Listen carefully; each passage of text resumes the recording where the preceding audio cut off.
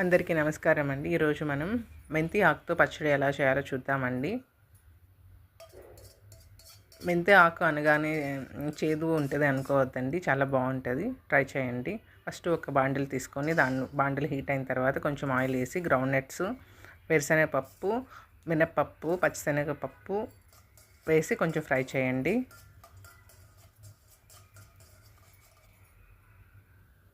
తర్వాత పచ్చిమిరపకాయలండి. మీరు కారం ఎలా తింటారో దానికి తగినట్టు పచ్చిమిరపకాయలు ఒక 4, ఒక 2 ఎండుమిరపకాయలు వేసి ఫ్రై చేయండి.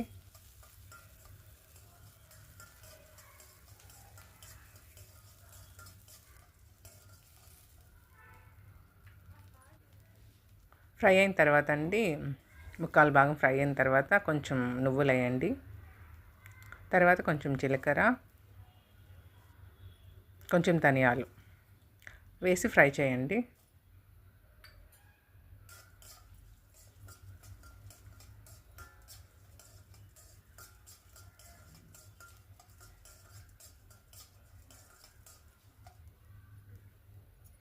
ఇవన్నీ ఒక గిన్నెలోకి తీసుకోండి, చల్లారుతాయి. తర్వాత అదే బాండిల్లో కొంచెం ఆయిల్ వేసి, ఆయిల్ హీట్ అయిన తర్వాత కొంచెం మెంతాకు కట్ చేసి వేయండి. వేసి ఫ్రై చేయండి పచ్చివాసన పోయే వరకు. టమోటోస్ ఒక 3 టమోటోస్ వేయండి.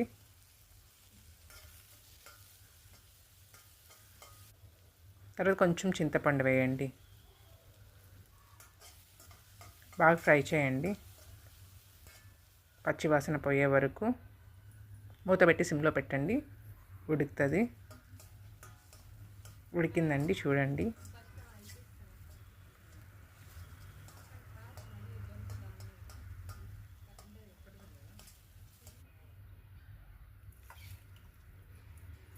తర్వాత మనం ముందే వేయించి పెట్టుకున్నాం కదండి, అవి ఒక మిక్సీ జార్లో వేసి మిక్సీ పట్టండి.